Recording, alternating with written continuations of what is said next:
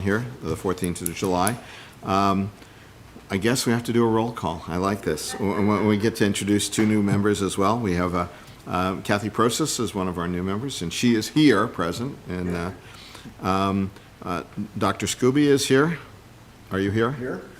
I'm here. Louis, are you here? I'm here. We have another new member, Marina Ashley. She's here, and you're here. And Gabe Hill is here. Here.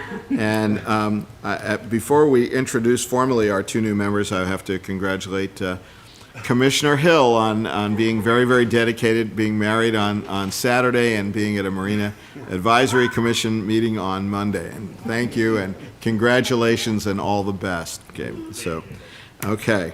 So, introduction of our two new MAC members. First, we have in position one, which now we know doesn't really mean anything. We have Kathy Prosis. Kathy, would you say hello and tell us a little bit about yourself, just a little bit. There you go. I'm Kathy Prosis. We have a Catalina 36 on FDOC, so we are your breakwater. And sadly, we are of an age where we're putting it up for sale, but we're not leaving the marina. There's another boat coming our way, but we don't know where it is. Okay, and our another new member is Marina Ashley in position 4. Hi, Marina, welcome. I'm Marina Ashley, and I'm also in the marina. We're over on CDOC, got a Ranger 29. So, and we're not selling our boat. Well, that's wonderful, and thank you so much for volunteering, and thank you for being interested in what we do here, because it's meaningful. Hi, Brian. How are you? Let's see. I need to, has everybody got a chance to look at the agenda? Do you have any questions or comments, or Byron, please. I move that we eliminate the agenda action item 6A, the membership type 1 position change. Okay, everybody realize that why we're doing that is because there's either going to be some discussion about whether the composition of this board would stay that way, but for right now, that position as non-customer resident really doesn't make any sense, so we don't need to have any discussion about that. Okay, is there a second to that motion? Thank you, and there's been a motion that's been seconded. All those in favor? Aye. Aye. All those opposed? That's good, so we can move along. Okay, so let's see, do we have as everybody, there are no further questions on the agenda. Do we have a motion to approve the agenda? So move. Okay, we have a motion to approve the agenda. Gabe? Seconded? Thank you. All those in favor? Aye. Okay. All right, let's get down to real business here. As everybody had, yes?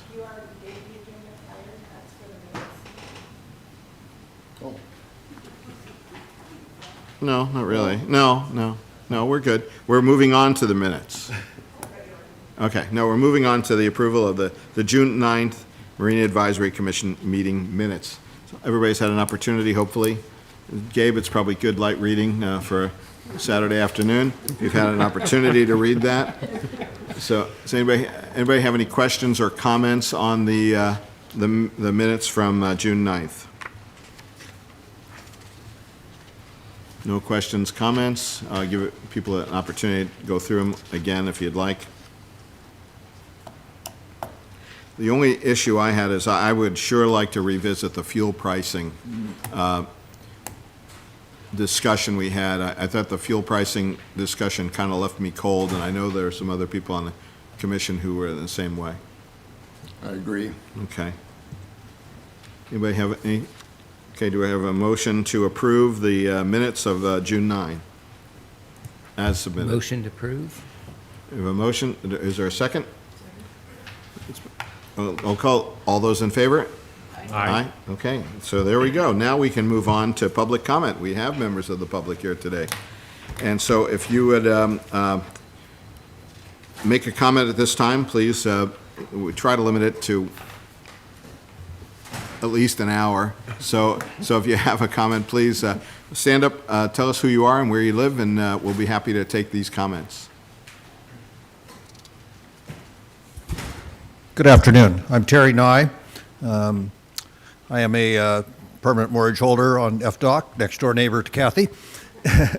I am a resident of Langley, so I'm not an Oak Harbor resident per se, but my boat is. I just want to speak into a couple things. Primary one is I am strongly in support of forming a port district. My background is 45 years in the fire service with fire districts. The subject matter of a fire district is a little different than a port district, but the governance is very much the same. Funding sources are very much the same, so on.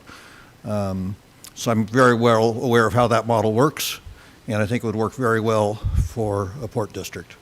I would offer any services out of my 45 years, I had 20 years as a fire chief, so I certainly know about the management of districts in general. I probably would not be eligible to be a commissioner of that district, but I could certainly serve in some kind of advisory capacity, and I'd welcome the opportunity to do that. The other thing I wanted to comment on was that I think Oak Harbor Marina undersells itself. This is a very desirable marina. You've quite often got the best fuel prices around. And, you know, I go down to the Seattle Boat Show every year, and I see a lot of the other marinas down there with a table, and they're promoting themselves. And I would strongly encourage Oak Harbor Marina to do the same. And if you need volunteers to step up and man that table, I'd welcome the opportunity to do that as well. So, thank you. Thank you, sir. Thank you very much for your comments. And, you know, we do this the second Monday every month, you know, at 3 o'clock. And we'd be happy to have you here at any time. Please, sir. Thank you. Any other public comments? My name is Ken Fredericks. I do not own a boat, and I'm not an Oak Harbor resident, but I am within the Oak Harbor School District, so I'd like to piggyback on my predecessor's comments about the Port District there. There's a couple of rumors floating around that I'm really interested to see how they would operate. Number one is I know the information I receive from time to time says that we're looking for grants, federal dispensation. In other words, something that would generate or provide funds that don't come from local taxes, B&O, property, or whatever. So the first question I'm trying to nail down is, on the assumption that we would move forward for any of the proposals, 1, 2, at what, 75 million or whatever the number is. It's in your packet that I passed out, what the various price tags were in 2024. Does that mean that if no funds from outside the district, we would jettison any of the substantial dredging expenses, which are the bulk of the expenses listed in the various proposal packages? If the assumption is that, okay, we're not going to get any federal funds or state funds or whatever, are we going to move forward and form a port district which would be kind of on the same basis as Coopville, and then have that port district levy or put out a levy or some sort of debt instrument that would be financed by property taxes? So if it's possible to lay that rumor to rest, that if we don't get federal funds or state funds, we're not going to do these projects? Or do we move forward with funds from local sources? The other thing is that the bulk of the dredging costs, as I see them, have to do with keeping the water deep enough to do all manner of boats that are currently in the marina. Is it an absolute necessity that we keep those kind of depths up, or would we be able to say, okay, if you draw more than 3 feet of water, that's all we're going to dredge to or maintain? Which would mean majority of the sailboats would probably be, over time, not be compatible with the dredging. So I'm here to learn, not to browbeat or anything like that, but if we have a thought that we would form some sort of a district that would rely, as Coopville does, on property taxes, are we willing to go to the public and vote for that kind of thing? And would it just be the residents of Oak Harbor? Or would it be similar to what Coopville has, which is the entire school district, which would expand the tax base, of course. So anyway, I'd like to learn, and those are my concerns. Well, thank you, sir. Thank you so much for coming, and thank you for expressing your concerns. And I can take 2 minutes and editorialize a little bit. So far, there's been no decision as to whether we're going to move forward with a port district. It's still there's a lot of balls in the air at the same time, if you will. You're right that a port district, as well as being mostly as an economic development engine, can be a taxing agency as well. So, I mean, there's a lot of work that needs to be done. No decisions have been made as to which direction we're going to go. But it is very clear to those of us who are very close to this that it's not going to be just local money that pays for this. There's going to have to be state and federal money that can be available to us if we do in fact create a port district. So there's a lot of things that can happen. We know the marina is despite the best efforts of our marina staff, the marina is old. It's 50 years old. It was probably built to last 30 or 35 at best. Our marina staff does an amazing job of keeping it functioning and safe. But those days are rapidly approaching an end. So something has to happen. Something has to be done. I imagine that we could do the dredging locally with a combination of grant, state, local money, marina revenue, and pay for that over a period of time. But all the other things that have to take place, the breakwater in particular, is one that requires a significant amount of money and infrastructure. Your second point about whether we need to dredge to greater than 5 feet is if we I have a boat that draws 4 feet and it's it's 4.5 feet, sorry, and it's not a sailboat. So and under your this weekend, realistically, I could, if we don't dredge anymore, it would be very difficult for me to get out of the marina. So and it's not just sailboats that draw 6 and 7 and 8 feet. It's all kinds of boats. A modern boat today is drawing well over 3.5 feet. So those are the other things. But yeah, please, Byron.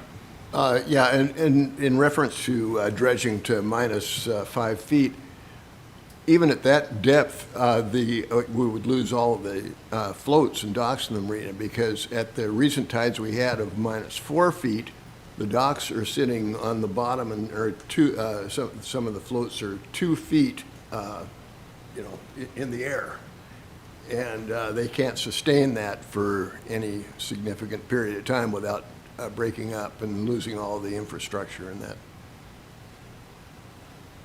We don't normally take questions, but I'm happy to today. I just wanted to make a comment, sir. I just wanted to point out a significant difference between a proposed Oak Harbor, whatever we call that proposed district, North Whidbey, whatever, and Coopville, and that is we already have a significant income stream from permanent moorage that Coopville lacks. They've got one boat that's there all summer long. That's the Suva. That's it. Yeah. So and they only have room for half a dozen at the most, depending on the tides, transient moorage. So it's a whole different governance model, because they don't have that large revenue stream. And so their revenue stream from moorage is extremely small. Right. So they're much more dependent on a property tax. The other thing I think that commissioners, as you talk to the public, formation of the district, levying a tax are two separate items. One, the district can exist on the revenue stream you already have. Levying a tax in the future, that would be a question for the commissioners of those districts. But it's not something it's not one and the same thing. Thank you very much. But it also, your comments point out that there's an awful lot of bad information floating around out there, and nobody really knows what we're going to do. We've been talking about this for months and years in certain cases. And it's time, the time is to act, and I know that there's a council workshop, was it next Tuesday?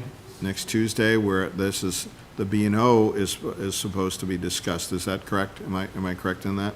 Yeah, that's correct. And so but you know, that, if that actually does take place, that's still a very, very small part of the revenue stream that needs to be developed to keep the marina going and make it viable and make it attractive. And so that's all I have on that. Does anybody have any? Yes, Brian. Yeah, just a comment responding to the public comment that was given. I noticed that there are some numbers in there that were, like last year, very early, guesstimate numbers of, what's it going to take to do all this? To give you a more accurate assessment of the high end of what needs to be done. Dredging, the estimated cost is $12.79 million. The breakwater replacement, not keeping the breakwater and making repairs, but actually replacing the breakwater, is estimated at $8.32 million. And then to replace the marina, all the docks, not just make repairs, but actually replace, is estimated at $28.57 million. Now we're working with Moffitt and Nichols to get estimates for keeping the current structures, but doing the needed fixes and replacement of hardware and different things like that to basically renovate the docks, renovate the breakwater to extend out the life. And we're working on those numbers, and we'll have a discussion with council on those. But obviously those will be less than a full-on replacement. But just so we have a little more accurate idea of the numbers we're talking about. Thank you very much. And if you don't mind, I'd like to expand on the dredge. As you mentioned, dredging to a -4, we get a -5. We get -4 tides on a regular basis. That means a boat's allowed 1 foot of draft before they are completely in the mud. I don't know anyone in the marina that has a 1 foot draft. Everyone's at least 2 feet. So we dredge to the larger areas so that we don't have to dredge as often as well. So dredging to a -12, for example, out on FDOC allows us the 13-year actual estimated time, instead of it being, okay, we dredged to a -5, well, we're gonna have to dredge again in 2 years. We know how expensive it is now. You can only imagine that it's going to get more expensive as we continue. Nothing's getting cheaper at this point. And to go along with that, we have to have a useful life of the dredge to meet the full length of the debt service for the bonding. And so it's important that we dredge it deep enough that the siltation lasts through the debt service life. Okay, thank you very much. Any additional comments on that? Barbara, you're looking. Yeah, and part of the problem is we're in enterprise zone. We don't get any, it's like a port. They have their grants and they have all that. We're stuck. We don't get that. We can ask, can you help, but we don't have it. Right now, if I'm correct, that we probably don't have to rebond. We're just right in a bond right now that we're finishing. So we have to have revenue from someplace. We've already raised the rates on the boats in the marina. It is not part of the city. It's a separate entity and always has been. And correct me if I'm wrong. And so what's happened, they have used everything that we know how to make this all work. And now we're coming up to the wall. We have to fix it. And the other problem is that everybody says, well, get rid of it. Well, it costs a lot because you can't bond. So it has to come out of somebody, and probably the city coffers. So, and it's part of who we are. And so none of the solutions are easy, and they're painful. And it's just the fact, that's where we're at. I mean, that's how I feel. I would like to mention, we are an enterprise fund that is part of the city, very similar to wastewater or water. So we do not receive taxpayer funding, but we are most definitely city-owned. So just FYI. I always get confused on that. Okay, I am luckily not confused on that issue. So, there you go. Okay, if there are no additional public comments, hi Jedediah. I'll move on to the discussion action items and presentations. We've eliminated number 6A, so let's move on to the subcommittee updates. I have a couple questions from our short-term project subcommittee meeting that we had. Elise, you mentioned that there was some grant money to do certain projects. Could you give us some background on that, please? So we are still in the process of receiving possible grant funding to do some upgrades, which would include the Building 2 restrooms. Because if those were to fail, we would have only one set of restrooms, minus the Waterloo, for all 420 slips. That would be one shower facility per men and women, and a very limited number of toilets, which we all know in the summer that is a very important place. And people would be very devastated if we lost that additional restroom facility. And then some electrical upgrades would be an additional part of that. So those electrical upgrades would get us in line with being on the new code, which requires GF. ELCI breakers. And then there's also emergency stops every 6 pedestals, and we would be metering some of the pedestals that are currently not metered. We do have a handful of pedestals in the marina that are not metered at this time. We are looking to try to get those replaced first because they're in locations that are not subject to any kind of marina reconfiguration process that we're aware of. They've never been mentioned, and most of your unmetered are on E, F, and G are the 3 locations of those. Everywhere else within the marina has a metered pedestal. And how likely are we to be able to use this grant money? Mr. Smith?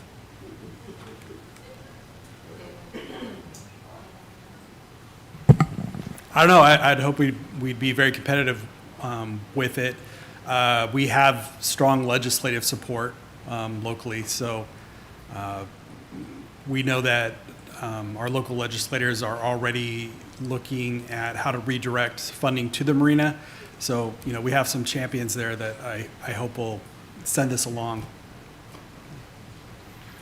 Is there a time frame that I know I'm asking a little crystal ball gazing here, but Yeah, actually, surprisingly, this is very quick for a federal grant. I believe the notification was that November? December of this year. So that's great news if we could get that in time for the dredging contracting. Yeah. Elise, was there something about the lift station at the, is that part of this project as well? It can be, or we also have set aside $45,000 in the budget to replace the lift station at Building 2, which the marina is fully responsible for, because if the marina were to go away, that lift station would not be required. It is purely for marina use, where the lift station located at the harbor master office is not. So we are responsible for getting that one updated. There has been concern expressed, and I have seen it as well. When we get the brownouts down at the marina, that particular lift station is one of the oldest ones in the city, and it is antiquated parts in the electrical panel, and it is getting difficult to even find those parts. So unfortunately, I am working with wastewater and with the city purchasing agent to try to move forward with that project. Are there any questions from the commission about that particular project? The lift station is a pumping station. It takes sewage up to the main sewer lines.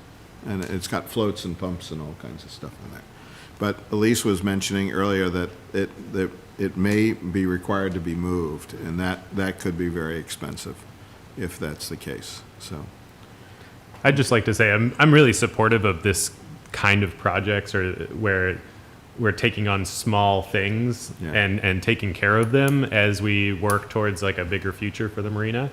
I think things like this, if not taken care of, could become speed bumps as we're trying to do the bigger picture thing. So I'm glad to see it being pushed on.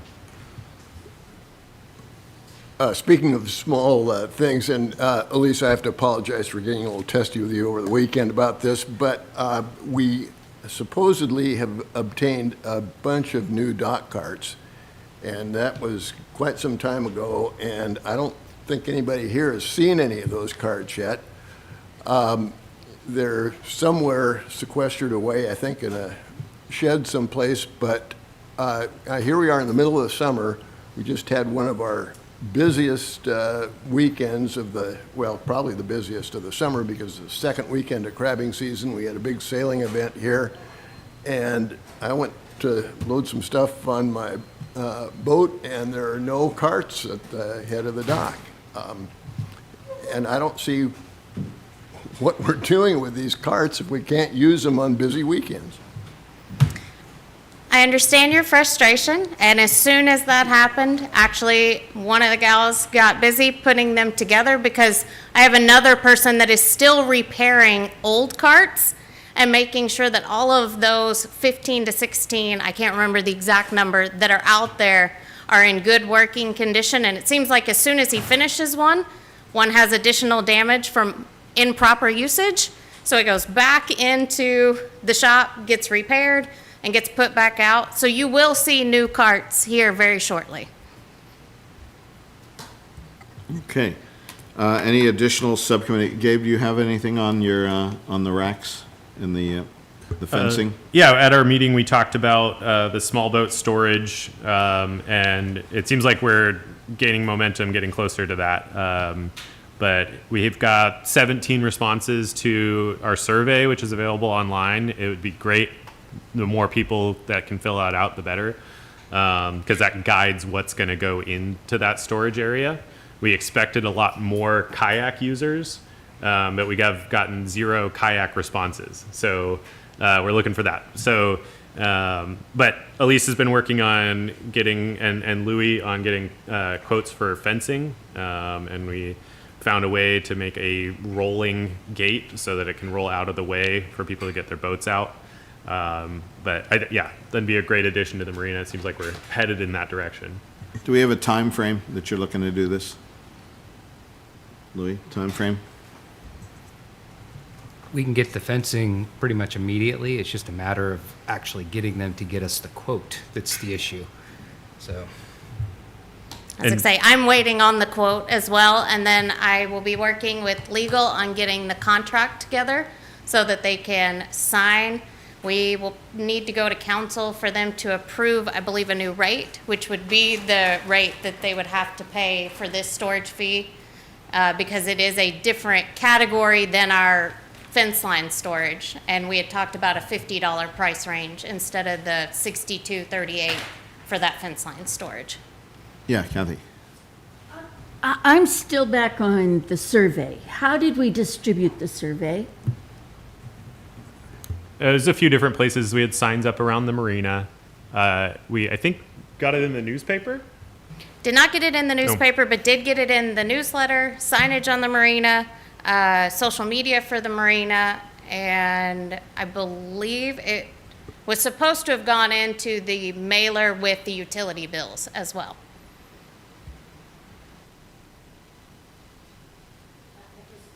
Response. The utility bills aren't the end-all, because those of us who live in condos don't see the utility bill. We just pay on it. Okay, time frame? Is this going to be next summer before we're up? It's, I don't know, you can answer this too, but it seems like as soon as we have the fencing available and the legal sign off, then people could start signing up for this. And once the fence is there, boats can go in it. Okay, sounds good.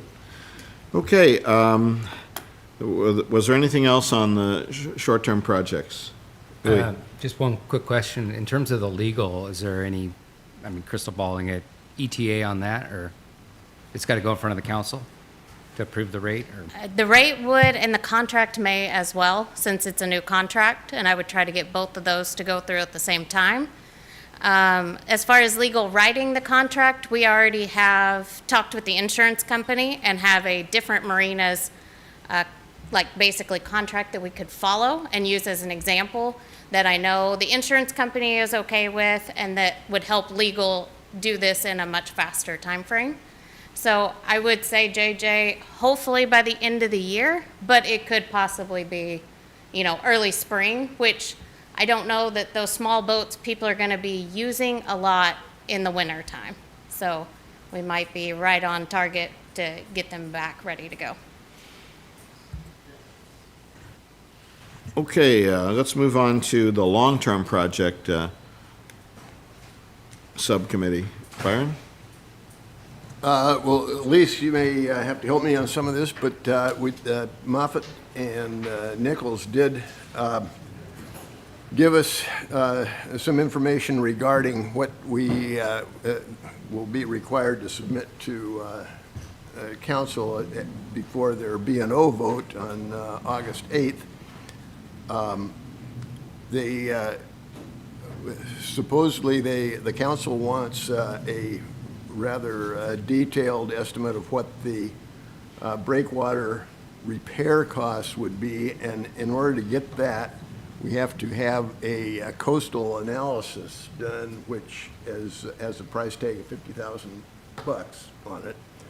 And that apparently is going to be done and hopefully completed before the August 8th council meeting. And the other thing that I was encouraged to see is that Moffett and Nichols is apparently going to give us a fairly accurate, or at least as accurate as possible, assessment of what it would cost to decommission the marina. Is that correct?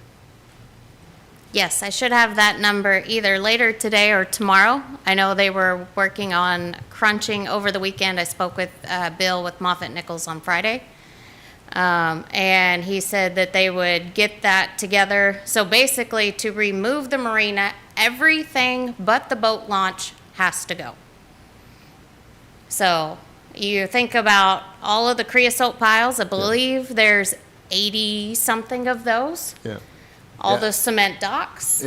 I'm thinking it's going to be a much larger figure than what's been talked about before, but it'd be interesting to see that, because that's going to be an amount that will be totally borne by the taxpayers. Yes. Because there won't be any marina tenants to take care of that. If it comes to that. I have a brief question, and I probably should have gotten with Byron and Elise before this about the breakwater. Mr. Smith indicated that the breakwater repair or replacement was going to be $8.32 million. Is that effectively for to give us the same type breakwater we have now? Yes, it would be a replace in kind. So it would have to be a floating, very similar design. So nothing that would attenuate the silt, which is the constant issue in the marina? So without the coastal analysis, they don't really know the siltation inside the marina, because apparently there has never been a siltation study that Moffett Nickel is aware of. Well, I'm kind of surprised at that, because, there's the need for dredge is because of the silt, and we were dredged less than 10 years ago. Yeah. So there's clearly a silt issue. Are we proceeding with the coastal analysis? Is that going to be done? Yeah. That is something that we are wanting to proceed with. We'll have to do a contract amendment with Moffett Nickel to do that, because that is not currently in the contract that we have with them. But then, yeah, it seems to me, though, that if we're going to spend $8.32 million to repair a breakwater that allows the marina to continue to silt, that doesn't seem like the best expenditure of funds to me.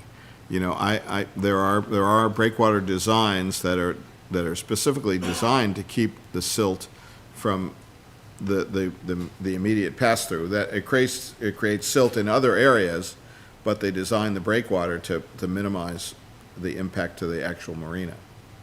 Byron? Well, I'm just surprised we haven't had a siltation study, and I can remember some of those Moffett and Nichols presentations where they talked about the siltation rate in, Oh, wait a minute. I can remember even seeing the yeah, photographs. yeah, right, inches per year, It's been yeah, done. yeah. Then maybe we were saying the wrong terms two different ways, but that was the last response I had received from the engineer is, and maybe he meant there was no siltation study for the channel and the entire bay, not just the marina. Yeah, they did do a siltation study to do the dredging modeling and the siltation rate over the years. So I think they're talking about a different siltation study. Okay, I think we're done with the subcommittee updates. I can see Mr. Bolton wanting to see him and talk to us about finance. Or see. Yeah, we're ready. Yeah, I was going to quickly go over some of the items we're going to talk about next week at the workshop. It's actually, when I came in here, you were talking about some of those very items. So, you know, we're going to go over the different aspects of the marina project, you know, the dredging, the breakwater. There's going to be two options. You know, we have that $8.32 million option. We have the another option to kind of repair it instead. We're waiting on numbers from who was it, BST? Moffett Nickel on that. And then for the dock, we got those two options. You know, we can, what do you call it? We can do a reconfiguration and redevelopment of it, or we can just do a repair and renovation of it. We're waiting on numbers for that. And rock structure, there's Moffett Nickel looked into having a rock structure there, kind of like an extension of a spit. They wrote a letter back with their evaluation of it. Did you guys go over that already? Oh, well, they wrote a letter back in their evaluation. It didn't seem like it was really a feasible option considering how much money would go into it and how it might not even satisfy the issues that people are having. Might actually end up making it worse in some ways. But it's all in the letter. It's going to be included in the package that's going to the workshop. And then we have an option for closing the marina because they wanted all the options, right? So we put that on there. We're still waiting on some numbers from Moffett Nickel on that. And then we talk about revenue options. You know, we talk about everything, like a property tax levy lid lift, like what happened with the fire station. That goes to the voters. Then also an excess bond. That would also go to the voters. That would be a higher threshold, 60%. Of the voters would have to vote for something like that, but that would also be a property tax excess levy to fund a bond directly. That's like a general obligation bond. I looked into the sales taxes available for the city. None of them are for marina, not surprisingly. There's some there for criminal justice. There's a new one, actually, criminal justice the state just created. There's another public safety one. I mean, none of this is really marina stuff, but, you know, that's what sales taxes are out there. Then I, you know, have a slide for the B&O, you know, business occupation tax again. Have the 4 different thresholds, go over that. And then we talk about the current state of the marina rates and fees. Like 4 years ago, because Moffett Nickel used a 32-foot boat in their study like about 3 years ago or 4 years ago, I continued using a 32-foot slip, you know, or boat, just to continue that, you know, apples to apples comparison. And it looks like the rates here at Oak Harbor are up almost 50% over the last 4 years, you know what I mean? We went and looked at some other marinas nearby, you know, some of the same ones that we used or that Moffett Nickel used in their study, like, you know, Anacortes and, you know, stuff like that. And I have a comparison, you know, of the rates for this year on that, 2025. And then we talk about Port District. So what would it take to get a new port district compared to, you know, having either the Port of Coopville or maybe the Port of South Whidbey all joined together? You know, like what's the difference between a brand new one as opposed to an expansion of an existing one? There's slightly different rules in the, you know, in the state law about that, and how much money that would raise. Like, what is their taxing ability and what's their capacity to borrow money, if it was formed. Also, looked into the Metropolitan Park District option. I think one of the council members was talking about that. So we looked into that too, to provide the same kind of information that we did for the Port District, but for that. And then we went over some grants. So we talked about a couple grants that are out there. I mean, it's not a sure thing, but we keep applying for grants, hoping to get some. It's on the list of things we might get, but I don't think we should just be hanging our hats on a grant that we haven't received yet. It's just, it'd be great if we got it, you know what I mean? But right now, I think we have to think about how we're going to solidify an approach to, figuring out this issue with the marina, So, and that'll all be at the workshop next week.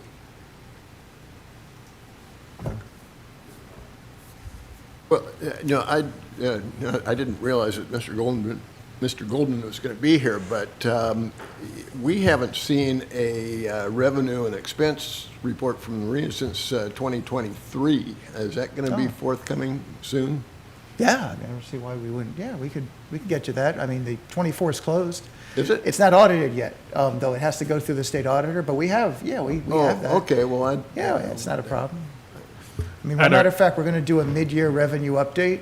So we have to do a mid-year revenue update every year, and as part of that, we show all the funds we have. The general fund, the streets fund, and marina fund, all the funds, and we show what the net. So for these enterprise funds, it's called net position. So like this much is in capital assets, can't touch that. Here's some restricted ones, and then here's some that are in projects, and then here's what the operating reserve looks like, and here's what's unencumbered. So we have all that. So can you assure me that the Marina Enterprise Fund is not hemorrhaging money? Right. It just seems like we've had a lot of big increases in expenses, like insurance costs and salaries and wages, and our occupancy is going down.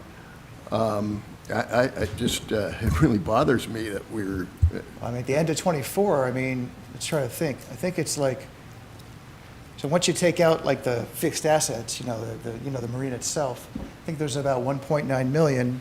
Then you got to subtract out the operating reserve of 500,000, then the 257,000 of the bond restricted reserve, which actually goes away at the end of this year because we're going to pay off that other bond. Yeah. So that's 257 that you can use for, this project, the dredging or whatnot.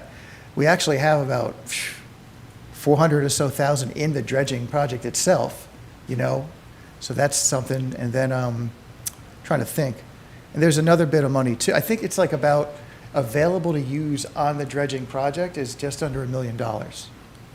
So, that's there. Of course, we'll have to see how the rest of this year goes. I don't know how this year is going to pan out. How are we doing on the slips? I hear there was a big event that was canceled too. I'm kind of curious how that's going to affect, revenues. So. Well, my concern would be in the revenue is tied solely to the occupancy. This time last year, we were 89% occupied. This year, we're 72% occupied, which can be attributed to many, many things. And one, I think, is the draconian rate increase that we experienced over the last, 3 years. My rates have gone up almost 38%. and over that the you last can't 3 get years. your boat out of your slip at low tide. That's part of it. And you know what? You can't convince me that we're down, we have 113 vacant slips, and you can't convince me that's not rate related. I remember our consultant was sure that these rate increases were going to increase our revenue. I don't believe they have. So, and you'll be the one to tell me, sir, if that is in fact the case. Yeah, I could look. So. Do we get any feedback of people who are like, do we get feedback from customers who are staying here or like maybe didn't decide not to stay here? Did they tell us the reasons? I know a lot of people who have left the marina, and a lot of them don't have real big boats, but the ones that have large boats were very concerned about the future of the marina. Okay. And that's been a real concern. They want to, if they can move, they're moving now rather than wait and see what happens. There's a lot of small boat vacancy, I know that. So but they're looking for like stability? Stability, some solidification of the future plans. I think Okay. there's a lot of that, sir. That makes sense. All right. At our last meeting, I was hoping to see like a 5 or even 10-year average profit and loss just to smooth out over the years and then have that be publicized. Oh, okay. Let's see. So I could 5-year profit and loss. Okay, got it. But yeah, I know someone that there was a article, a letter to the editor or something about the marina recently. I know someone who read that article, asked me about it, and then within a week or two, his boat was out of the marina and it is up for sale. Oh, all right. So these articles have impact. And I don't think that they're entirely true. I think they're off base. There's a lot of inaccuracy. Yeah. In so many of the articles written about the marina, you wonder who they actually talked to, and if they were actually paying attention. But anyway, yeah. Well, and that is true. And we've been dealing with this basically since January. And, I think it's the uncertainty of not making a decision within a few months. I think that, we've been dealing with this since January, before, but specifically trying to figure this out. And I think that's part of it. When Brian and Elise were at Anacortes, I was there, we were trying to reassure people that we were coming up with these options and we were working on it. We finally set a deadline and said, we have to figure out what we're gonna do. But me personally, that's how I feel. I feel we should have handled this in March, but it didn't happen and it's unfortunate. One way or the other, we should have known, but that's my personal opinion. Well, it's a big issue, and I don't fault the city council and the government for making sure they get it right.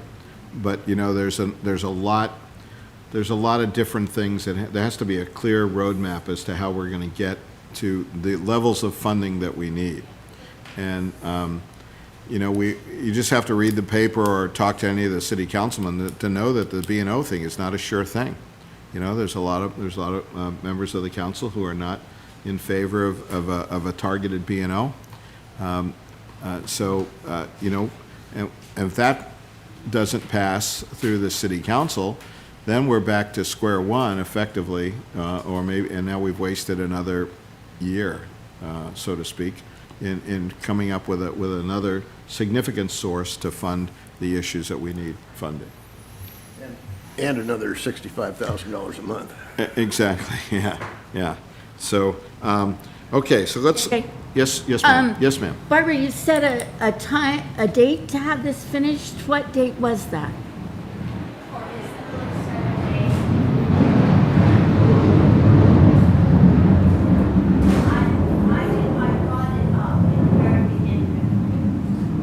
I brought it up in the very beginning of the year. There was a lot of questions, a lot of things had to be answered, a lot of people weren't sure, and then one thing led to another, and this is where we're at. So the last time we had a meeting, a month ago or whatever, then there was more questions brought up, and now we're at the thing where we have to make a decision. That comes from the city. That comes from the mayor, the city administrator. So we have to figure out something. And so we're hoping we have a productive answer. But that's how I felt. I tried. Thank you. So. Okay, let's proceed on to the Marine Advisory Commission's comments. So let's, the Harbor Master updates. I am so sorry. How could I forget that? Thank you, Mr. Goldman. Thank you. Yeah. So I'll keep my updates fairly short and sweet. We did notice over the 4th of July weekend, not being at that 89% occupancy, that we had an increase in smaller boat guest moorage for the weekend. D-Dock alone, I believe, had 26 reservations, which does not make up for the fact that they're not filled year-round, but we did try to take advantage of making revenue when we could and where we could. Saw an increase in ramp usage.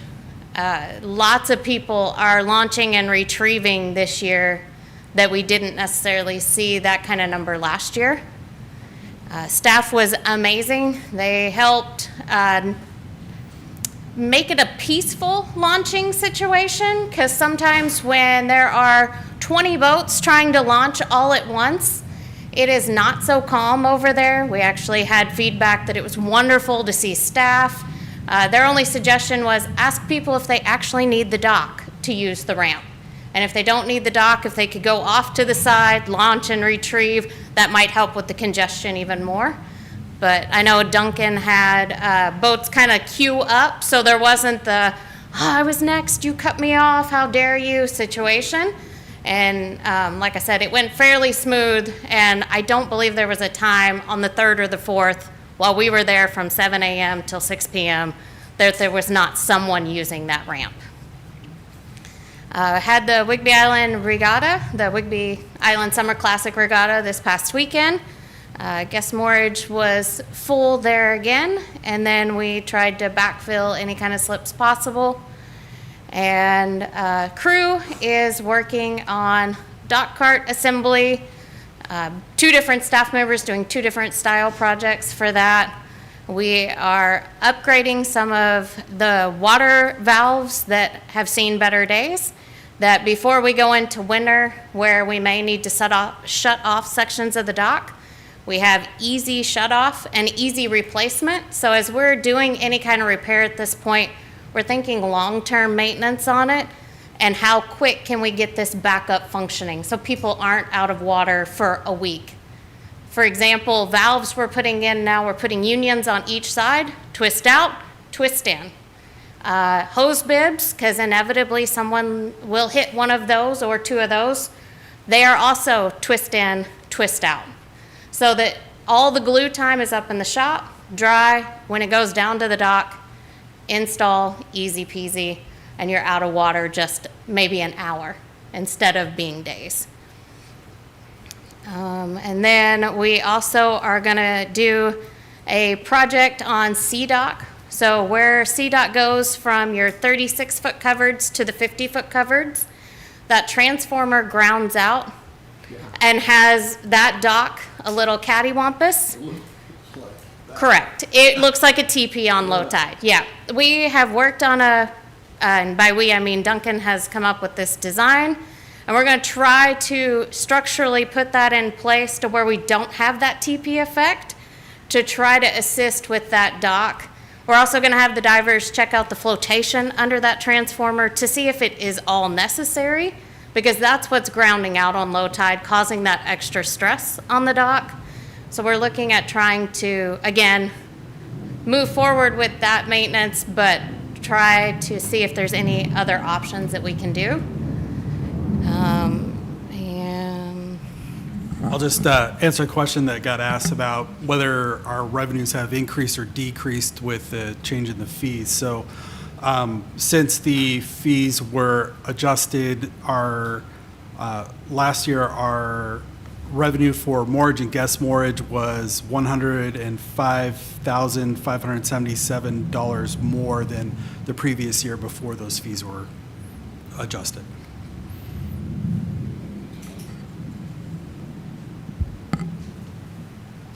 Elise, I'll volunteer to help assemble some of those carts. okay. And she's also I'm available any day of the week. okay, noted. And then, Anything else, Elise? not off the top of my head. Okay. All right, let's shift to the commissioners. Who wants to kick it off? We have to let Commissioner Ashley, she has to say something. And yes. Yeah, actually, I do have one. So Elise Marina in general winds up with these projects that, like Byron is going to volunteer so helpfully with. But are there other projects that we could, and I'm looking at it from an aspect of engaging the public, could we start to cultivate small things and understanding insurance and risk factors, all that has to play in, but small things that we could either get groups and or other clubs to volunteer to come in and be a sponsor for, or to actively engage and do. And it might be something simple. The flowers that are lining our docks are beautiful, and they add so much to it. Maybe like ask the yacht club, would they sponsor it? We put a little plaque, flowers supported by X. It removes the time that the marina staff has to use, and gets us a little more engagement with other people. And it could be any group that would support marina small things that are reasonable. You wouldn't want them hanging signs from the top of something and overwater work or anything like that, but maybe it's something as simple as painting or whatever. But cultivating small things, and for engaging the public. Anyway, that's my thought. I think it's a great idea. You should want to take that one on. Never again volunteer See? yourself. Yeah. Louis, do you have anything exciting? Nothing exciting. I just want to remind everyone that while the marina, sounds expensive, definitely like these repairs are not going to be cheap. There's a tremendous benefit to the community, well above and beyond what just the boat owners and people who use the ramp see. And, it brings in a lot of money that supports a lot of different industries in this whole community, and we can't lose sight of that. Thank you, Louis. All right, well, let's go all the way down. Let's go to Kathy here. As far as I'm on. As far as the getting in volunteers, we have a bazillion bicycles. And there still isn't any clear way when you walk down there to know. I could ask for a bike and they'd give me one. I passed a couple at the head of the dock asking each other, is it worth walking all the way across town there to the grocery store? And I thought, you could take a bicycle. But they didn't. And I saw another couple coming back saying, oh my gosh. So between the public transit and the bicycles, we've got answers to people's problems. People just don't know how to access the answer. And I know you've said that it's in their confirmation packet. That doesn't mean that they get to see it. So the other thing I do have a question about is, does our city have a volunteer management program in place?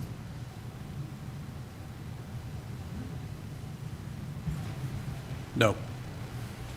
We work with volunteers for all kinds of various projects. We don't have like a centralized volunteer management program now. Okay. Gabe. Yeah, I just was thinking about with the B&O tax that if it was passed and if it went to the marina, it could have a recursive effect of, I think of the marina as a glorified parking lot, but with much more high value parkers. So these boats coming to town and they want businesses, they want restaurants, they want boat stores. We don't have one, but if we can rejuvenate the marina and draw more people in, bigger boats, people from further away, then the businesses will follow them. We could have a West Marine here, we could have a rigging company, we could have businesses that work on boats. And then those businesses in turn would be taxed by the B&O tax, and it would just cycle back on itself and just like really get an economic engine going. So I think that's something that City Council is considering and thinking about, but I would encourage them to really think about that. I know that there's been talk about maybe that should be going to like a sports, some kind of place for doing sports, which is great. I think that's awesome. But it won't have that same recursive effect, I think, in the same way. And then also I just wanted to comment that Oak Harbor Youth Sailing has started for the summer. Hopefully you're seeing the kids out there. They're having a great time. It's our biggest summer yet. And because of the marina, that's happening. And it's creating new boaters for the future. Yeah. I should point out that we did have a West Marine here in town. And Byron and I are probably the only two people who remember that, but there was a time when there was a lot of activity, and we did have a West Marine here in town. So, And, yeah, West Marine at the time had several throughout the country. They had these little mini West Marines, and we had one in town, and I was told on good authority that it was the highest grossing of the small West Marines in the country, but it disappeared. Yeah, I order all my boat stuff offline. Yeah. I hate going to the West Marine in Anacortes. Yeah, yeah, But I yeah. would love Yeah. to do it here. Yeah. Yeah. Back, I was kind of surprised that we do have a report available on the revenues and expenses, and I think there was a note in the last minutes that said that we would have one emailed to all of us. I never saw it.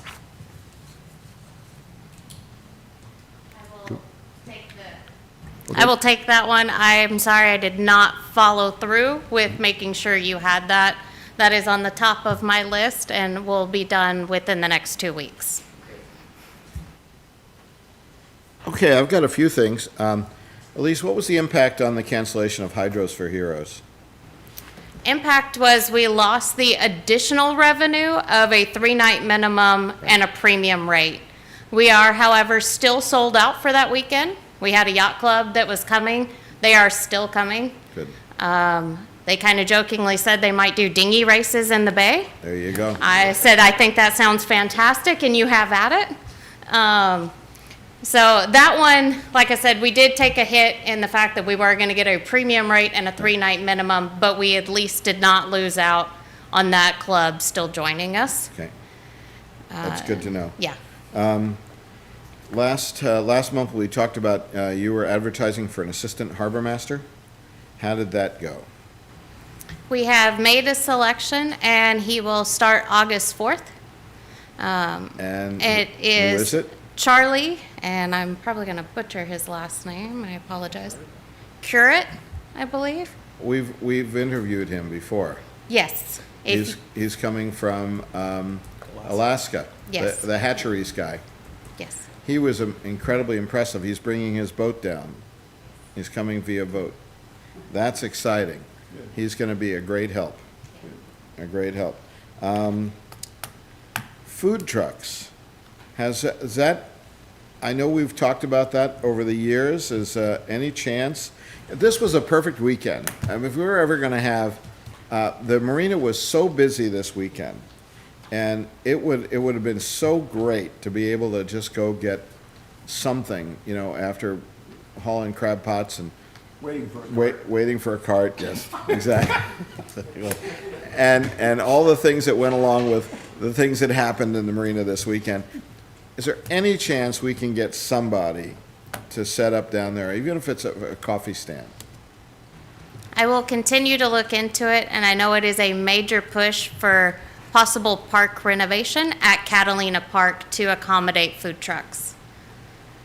And it would be where they would have electrical and a cement pad to set up on and try to utilize that space a little Is better. there any money for the renovation of Catalina Park? I'll let Yeah, the mayor's office has been working with the Department of Commerce on a grant and putting funds towards that. That would be fantastic. That would be fantastic. The last one I have is probably not going to be very popular with our new harbor master, but I am a firm believer that the harbor master should be at the marina Monday through Friday. I know people are shaking their heads. I know that you've always been available whenever I've needed to contact you, but I think personally, you might consider changing your work schedule to be there Monday through Friday. I don't know, how does everybody else feel about that? I mean, that's just me. So there's a benefit, having worked 5 days a week as a supervisor or manager or alternate work schedules. Right. There is an intrinsic benefit to allowing staff to have a regular day off in a cycle. Now, I'm not, let's hear me out. I've worked the 4-day cycle before, and there's pros and cons. The last one that I had worked was, I thought, as such a nice blend, because it was a, 1 week you would work 9-hour days, Monday through Thursday, 8-hour day, Friday. The next week, which was called your regular day off week, you would work your 9-hour days. The hours turned out the same for your schedule, averaging over. And then on the second week, you had a regular day off. That regular day off could be anywhere within the schedule. Yeah, I'm not, the least, I know Elise is gonna work far more hours than she should. I'm never, Right. never concerned about her hours. I'm concerned about her availability during the week. That was my only reason for bringing this up. And my thought also is that her availability during the highest use times, which is generally the weekends, giving staff the availability to both have a day off to be able to do things during normal work days, I can tell you that that's really a boon. My leave, unplanned leave events for my staff fell significantly when I allowed for a regular day off schedule. Because they were able to schedule these things that they would normally have to take off and be gone. They could do it on their regular cycle, and I could plan for that. So that made a lot of sense. And then it gave them the latitude not to burn their leave, which also made helpful to them. And I was able to schedule that where maybe I had my critical staff was on, took their day off on a Tuesday. And then the other guy took off on Thursdays. Sure. So their regular days off could be any day in that week. And that way you were able to stagger it so that your least impactful days were the days that you had your staff taking their regular day off. And it was only every other week. Okay?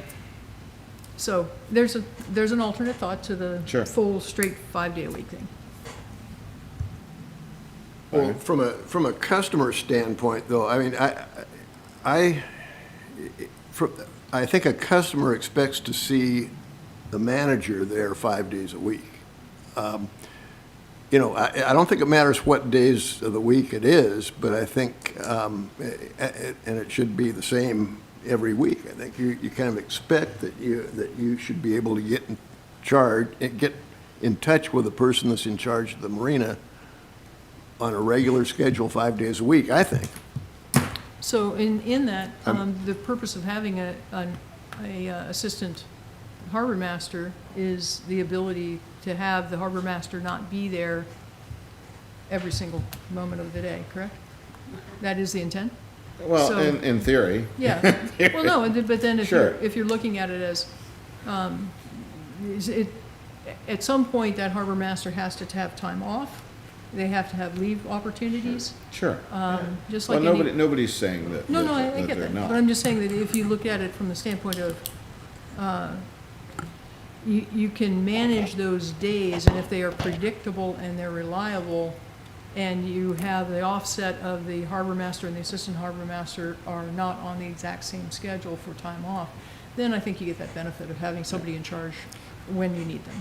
JJ, if I may, Yeah. I appreciate the commission's comments on this. We'll set the schedule. It's a 7-day-a-week operation, and so we have to have coverage. The weekend is our most busiest times, and so Elise has wanted to give FaceTime to customers, you know, when we have the most customers. And yes, the comments about once we get it fully staffed back up and we have assistant harbor master, you know, we'll have a harbor master on duty every day of the week. You know, Lisa and I have talked about schedules. Right now, we're just trying to get by through being critically understaffed and having to do some adjustments and coverage in other areas as well. I have no concerns at all about Elisa's willingness and ability to be available as needed. Today is her day off. So we'll, you know, appreciate the feedback. If you have any concerns about staff not being available, you know, let me know. But otherwise, I think they are doing pretty good for what they have to work with at the Yeah, moment. that was not the issue about the staff. The issue for me was having the harbor master there during the week, during normal business hours, for routine business. So now that we're going to have an assistant harbor master who has run a facility that's going to make it a whole lot easier. It really is. So, not to say that we don't have any confidence in the people who are there when Elise isn't there, because everybody you have working there, the full-time guys are amazing. So, I will say I have put thought into it, but I don't know what my schedule will look like moving forward, because as Brian said, right now, I'm just making sure that we have the coverage we need to have, whether that's me working 5 days a week, 7 days a week, never less than 4 days a week. But I don't know what it will look like moving forward, and I have weighed doing 5/8 again. So don't worry, I have put thought into it. okay. All right, the last thing I had was, I don't know if people got an opportunity to look at the Marina occupancy report. That's of great concern to me. And I'm quite frankly, I'm not sure what to say or do about it. What do you think?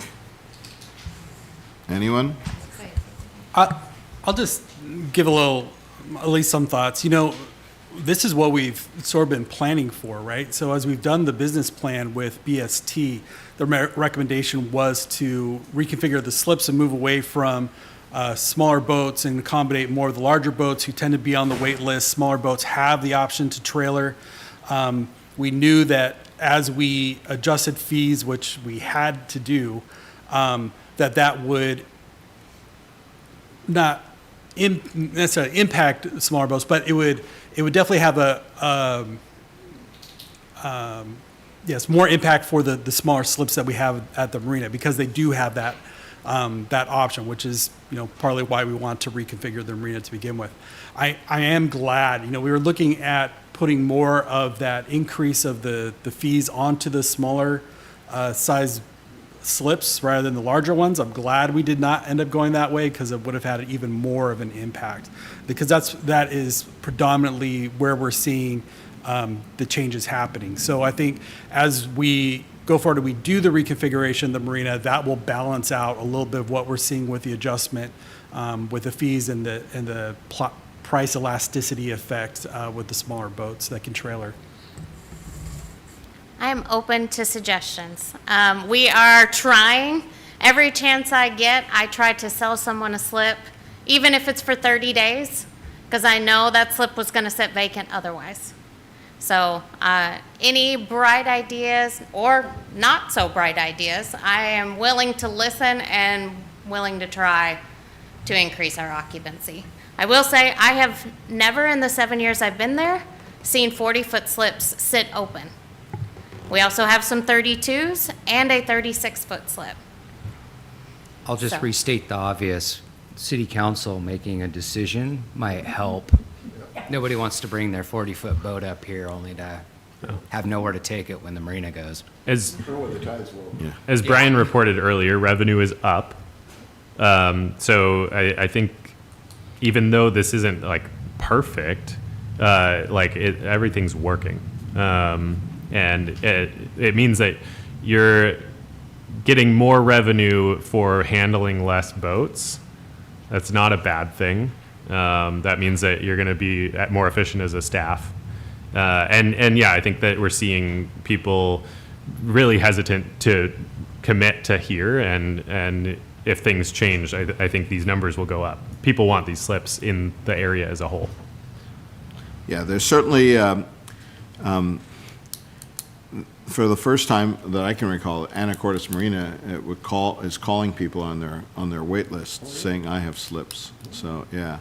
So I'm not sure what's going on around, but there are people who have slips available. Cap Sandy's got slips available now in the 40 to 48-foot range, I think. I was So, gonna say, we are not alone. We are not the only marina seeing this. So it just, like I said, it's odd, because in the 7.5 years I've been there, I've not seen that. It does allow us to accommodate more guest moorage, because we have holes that we can put people in. But I know that's just a temporary fix. okay. Byron, yes, sir.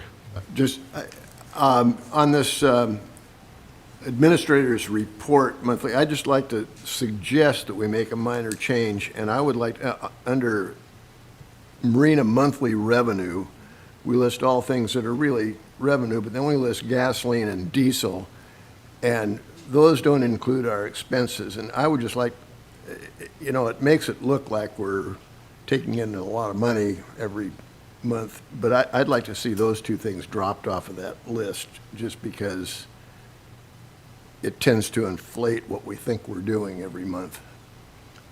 Am I being clear with that? Because I see these other things are really revenues that are, that have very little expense to them. The gasoline and diesel has a lot of expense to it because it's mostly expense. What about subtitle? Like, just have a subtotal with fuel as a separate item? Or just say we sold $15,653 worth of gasoline. That $15,000 worth of gasoline cost us $13,000. Well, So if we can do it, but if then you can do, then you're- I'm not sure you can do that, but that makes the report more accurate when we know what the fixed cost of the diesel and the gasoline were. Yes. Would you prefer just how many gallons we sold? Okay.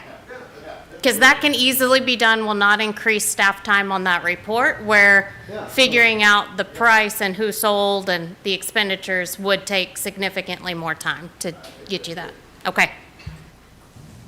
I don't know how to make good sense of the revenue when I have no idea what the expenses were. I've always known them to show side by side. Well, I think initially this column was supposed to be a snapshot of the month. And I think that's what it was intended to be. It wasn't intended to be an in-depth financial analysis, but just something that says, in this month, we did $88,000 worth of mortgage, as opposed to what we did last month. And I think so if you save these, like I tend to do, you can compare the one month to the next. And that was the only requirement we gave to the Marina, to give us that information.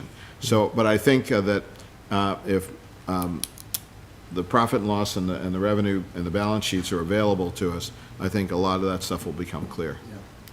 It would be super cool to have month over month and year over year on here, just to see, okay, since last month we've gone up 5%, and from last year we're down 3%. Like, that really shows the picture rather than us holding onto our sheets from last month. Yeah, we can do that. Okay. I do that with the other divisions. So. That would be fairly easy, I think. You'd have to remember what you looked at last month on here. Okay, I don't have any additional comments. Councilmember Arms. I'm busy today. What day is the VFW having the, Kids Fishing Derby Yes. is July 26th, starting at 11 a.m. And I believe they're allowing the first 150 kids to go fish off FDOC. We'll help provide life jackets in the park. The Pirates is who used to host that event. They have since disbanded. But the VFW Auxiliary is who used to fund the Pirates to do this event. So they have graciously stepped in and have continued this tradition. and also at Ace Hardware, they're doing, when you get something there, you can kind of put a few extra cents, and that helps for the salmon recovery that they did last year, so, The buy something- roundup. Roundup, yeah, at the ACE roundup. is for the coho salmon Yeah. program. Thank you, So- Barbara, or Councilmember Arms, I totally spaced No, that no, one. I accidentally went in there and never had heard about it, and I'm like, uh-oh. So now I've had to make a couple trips to Ace Hardware. Just for historical comment, the Kids Fishing Derby for years, long ago, was run by Kathy's father.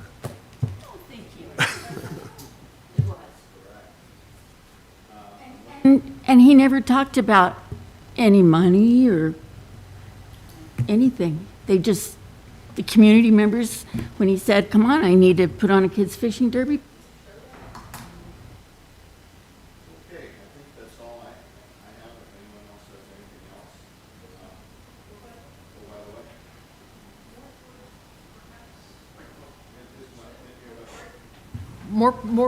So, side thought, has there been any thought or discussion of putting in a small dog park area at the park there by the marina?